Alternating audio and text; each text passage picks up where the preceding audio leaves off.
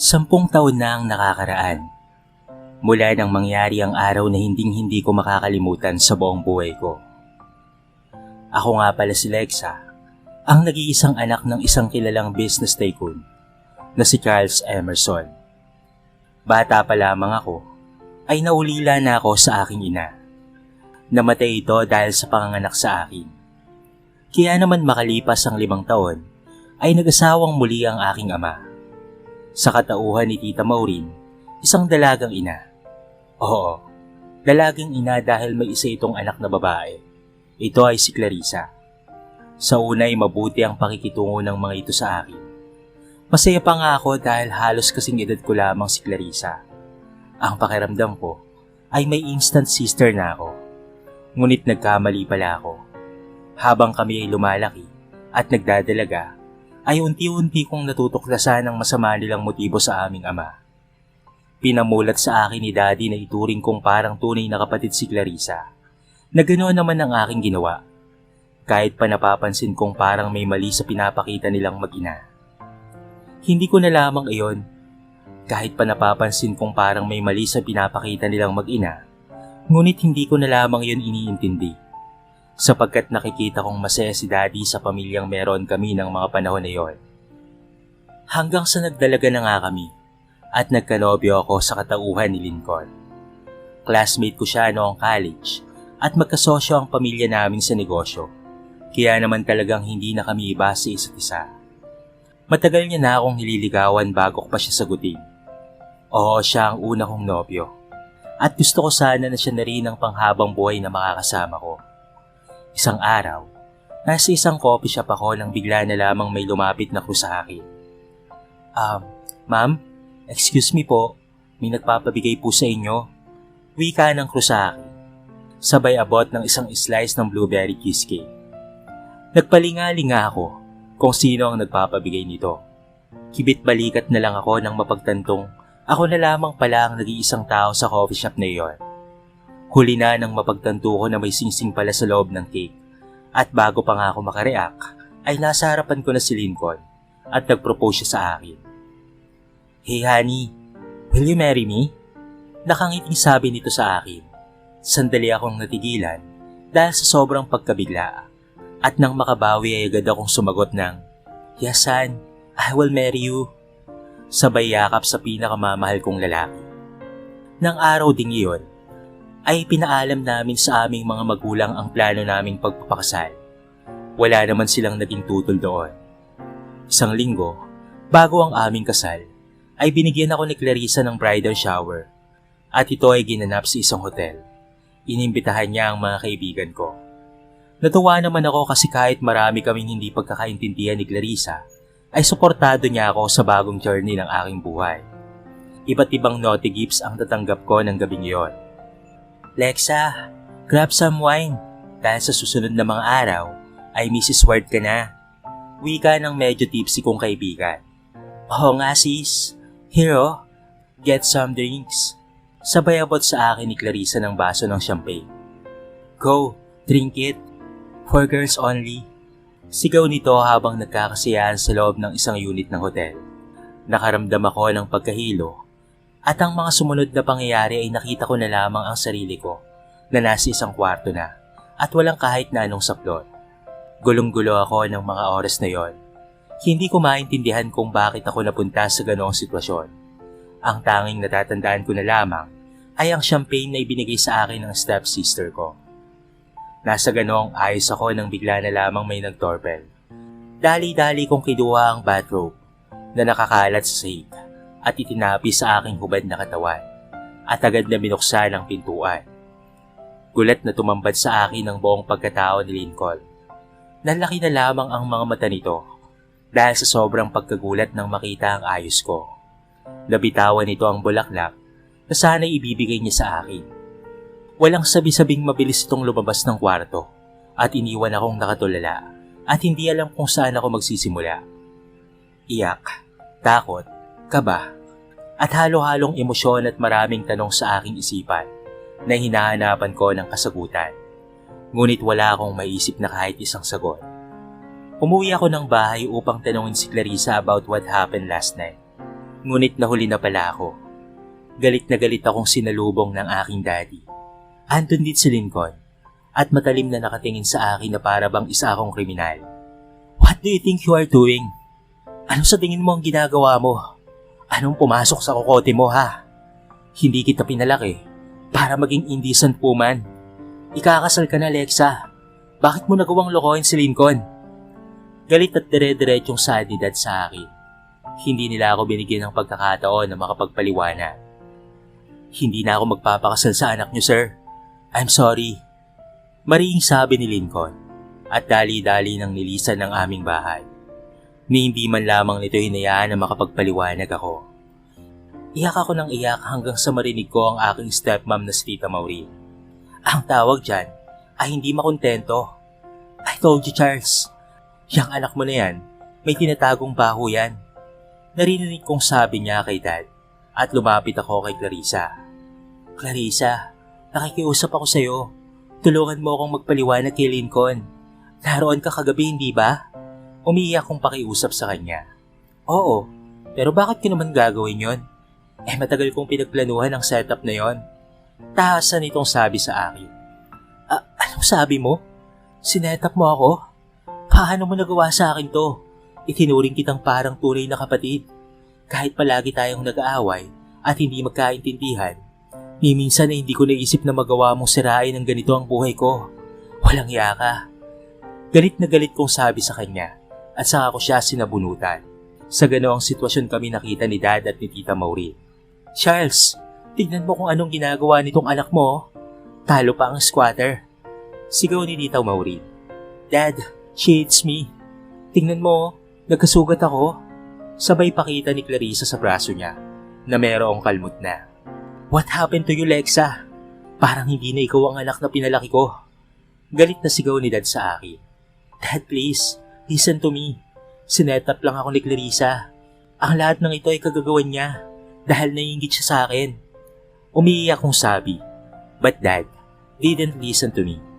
Instead ay mas kinampihan pa niya ang second wife niya at pati na rin ang anak nito na si Clarissa. Ang kapal naman ng mukha mong sabihin na naiinggit ang anak ko sa'yo, Lexa. Bakit? Ano bang dapat na ikainggit niya sa'yo, ha? Galit na sabi ni Tita Maureen sa akin that time. At first, ramdam ko naman talaga na hindi ko sila makakasundo.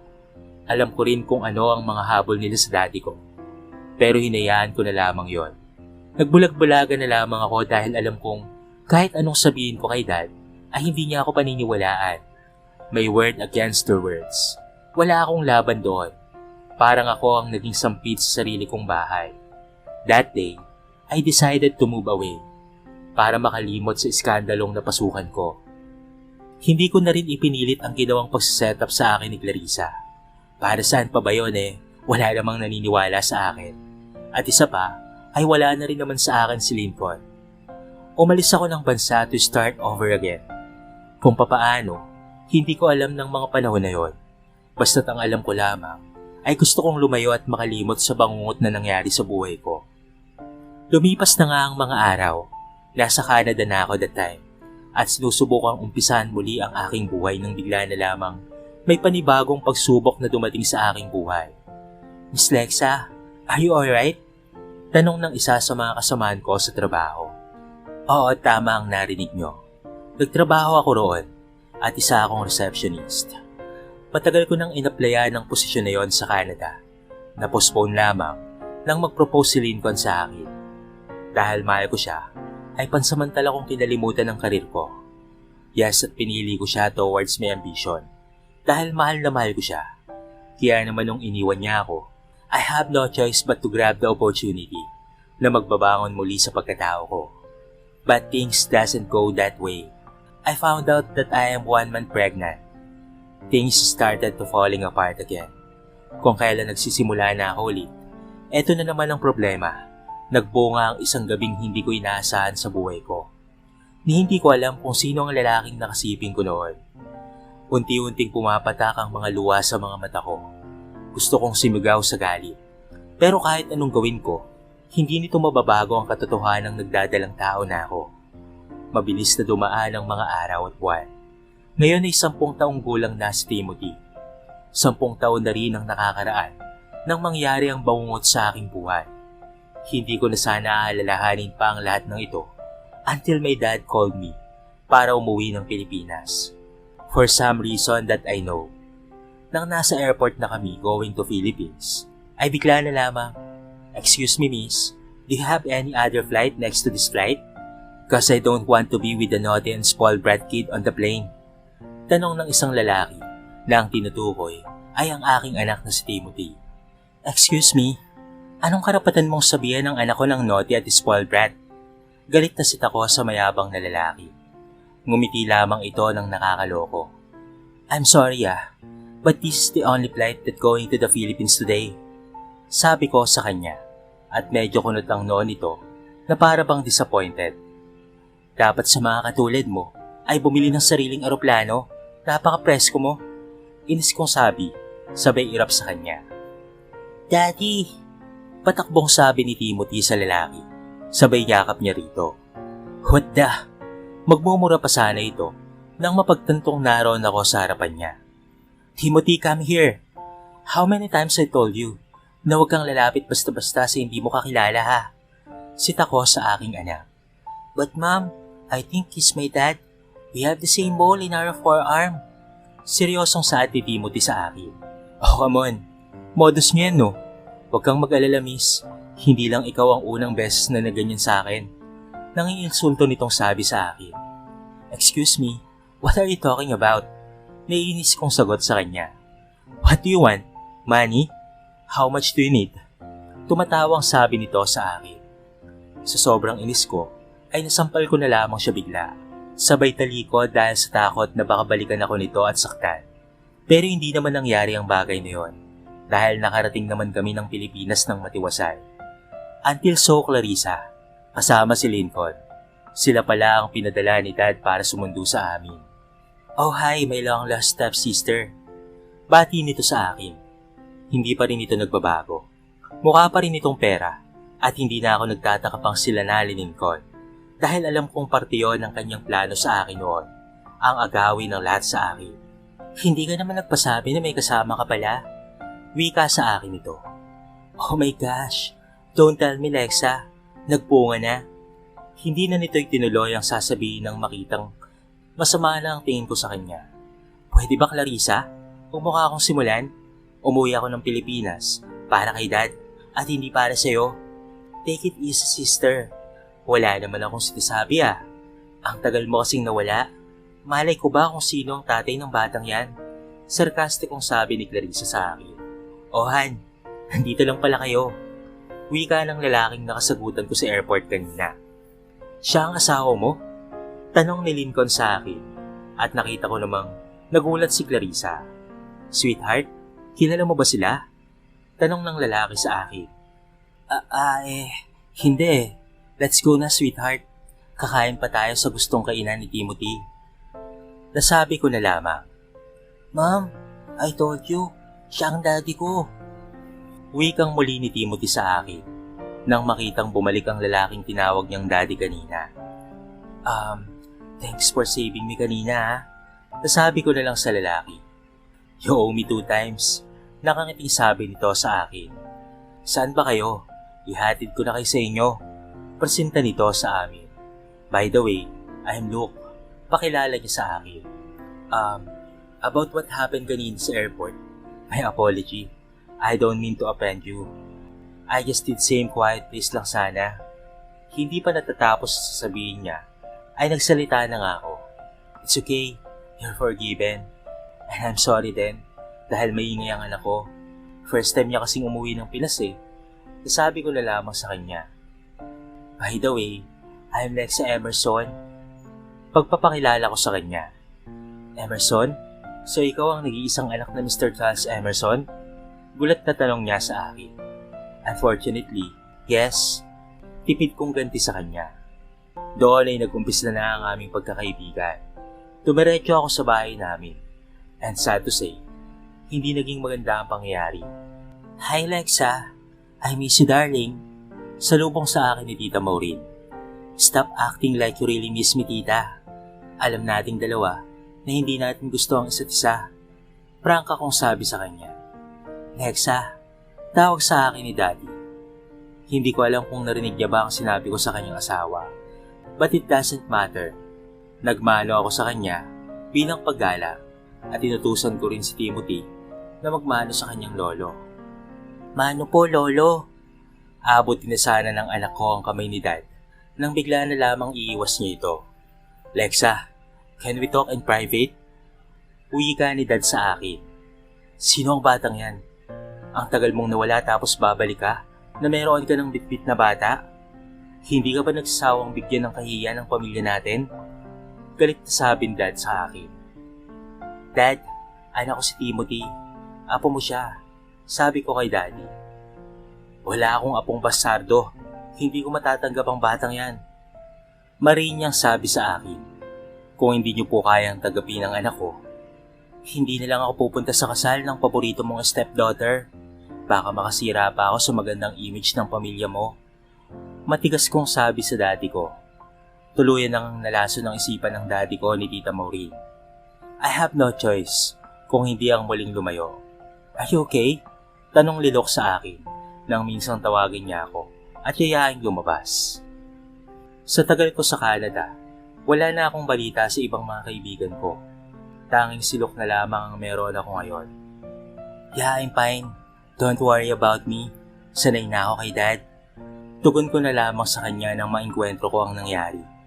Hindi ko alam kung bakit magaan ang loob ko kay Luke sa kabila ng hindi magandang senaryo ng una naming pagkita. Mali ang naging akala ko sa kanya. Dahil ngayon ay sobrang close na sila ni Timothy. Mukha nga silang tunay na mag-ama pag magkasama. Actually, napagkakamalan silang mag-ama. Lexa? Naikwento mo pala sa akin dati na ikakasal ka na dapat, hindi ba? Tanong ni Luke sa akin. Oo, kaso nga lang ay naset up ako ng aking stepsister. Ayun, nalaman ni Lincoln. Ang akala niya ay pinagtaksilan ko siya. Hindi man lamang niya ako inayaang makapagpaliwanag. Lecheng bridal shower kasi yan eh. Sana hindi na ako umattend. Kaya hindi na ako pupunta sa Tiffany Hotel. Dahil sobrang bangungot ang nangyari sa akin dyan. Dire-diretso kong kwento. Tiffany Hotel? Takang tanong niya sa akin. Tanda mo pa ba kung anong date yung naging bridal shower mo? Muli nitong tanong sa akin. Oo, at hindi ko yun makakalimutan. Yun yung araw na nagsimulang masira ang buhay ko. That was April 24, 2014. Friday night nun. Sabi ko sa kanya. Natigilan na lamang si Luke at parang namutla. Okay ka lang ba? Tanong niya sa akin at bigla na lamang niya akong niyakap. Ikaw, matagal na kitang hinahanap. Thank God. At hindi ko akalain na ikaw pala yun. Usal niya sa akin. Anong pinagsasabi mo, Luke? Nagtataka akong tanong sa kanya. April 24, same day ng sinasabi mo. I had sex with a stranger girl. Nakainom ako noon pero hindi ako lasing. Hindi ko alam kung bakit may babae sa kwarto ko, kung saan ako naka-check-in. Nauna akong nagising para bumaba ng lobby. Ngunit pagbalik ko, may lalaking galit na sa room ko. Kaya naman hindi na ako tumuloy. I feel something is wrong. Nagtry akong balikan ka at alamin ang pangalan mo. At kung bakit ka nagpunta sa kwarto ko. Pero wala na akong chance gawin yun.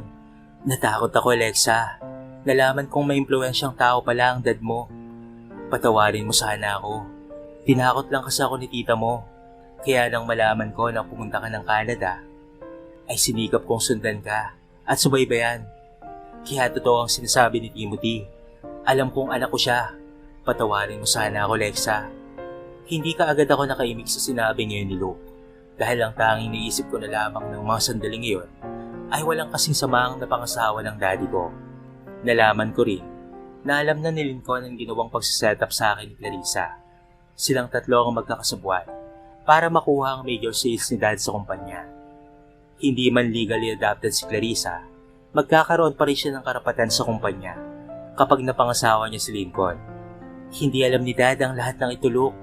Kailangan nating sabihin kay daddy. Sabi ko sa kanya. Kaya agad kaming kumonsulta sa abogado at kumalap ng matibay na ebidensya para magpatunay sa kawalang-yaan ng mag-inang si Maureen at Clarissa, kasama na ang kasosyo ng daddy niya na pamilya nitong si Lincoln. Sa katunayan ay naniniwala naman talaga si Daddy sa pagkakataong ito dahil ayon sa kanya ay unti-unting nababawasan ang pondo ng kumpanya sa hindi niya malamang kadahilanan. Ngunit nagbulag-bulaga naman daw siya dahil wala naman daw siyang sapat na ebidensya. Patawarin mo ako, Lexa anak, dahil di kita kaagad pinaniwalaan. Kailangan pa talagang umabot tayo sa ganito para matauhan ako. Kaya naman patawarin mo ko anak. Umiiyak na usal ni Dad sa akin. Dahil sa pangyayaring iyon, ay nakulong ang mag-ina sa kasong theft at falsification of documents. Tuluyan na ring tinanggal ng mga board ng kumpanya ni Gus ang pamilya ni Lincoln. Dahil sa pakikipagsabwatan nito sa mag-ina, hindi na lang sinampahan ng kaso dahil wala namang matibay na ebidensya para sa kanila. Kahit alam ng mga ito na may katotohanan ang binabanggit sa kanila. Nagpapasalamat ako kay Luke sa tulong na ginawa niya sa akin at pati na rin sa pamilya ko. Hindi ko na siya sinampahan ng kaso dahil biktima lang rin naman siya. At isa pa, ayaw kong makalagkad ang pangalan ni Timothy, lalo pat nagkakaisip na ang anak ko. Natanggap na rin siya ni Dad. Di naglaon, formal na umakyat ng ligaw sa akin si Luke. At hindi nagtagal, ay naging kami na nga. Lumipas lang ang ilang buwan, ay nagpasya na kaming magpakasal. Thank you for saving my life. Ang akala ko ay bangungot ang nangyari sa akin. 12 years ago. Yun pala, after 12 years ko matatagpuan ang lalaking tunay akong mamahalin. Wika ako kay Luke. Mahal kita. Simula pa noong nung una kitang makilala, Lexa. Salamat sa tadhana. Nilapit ka niya sa akin. Kayo ni Timothy. Kayo ang buhay ko. Saad ni Luke sa akin. Sa kanya ako hinalikan sa noo. Kung minsan, may mga pangyayaring hindi umaayon sa gusto natin. Akala natin isa itong kabiguan na habang buhay nating dadalhin. Ngunit hindi natin alam na ang kabiguan pala na iyon ang maghahatid sa atin sa isang matamis at masayang bukas para sa panghabang buhay.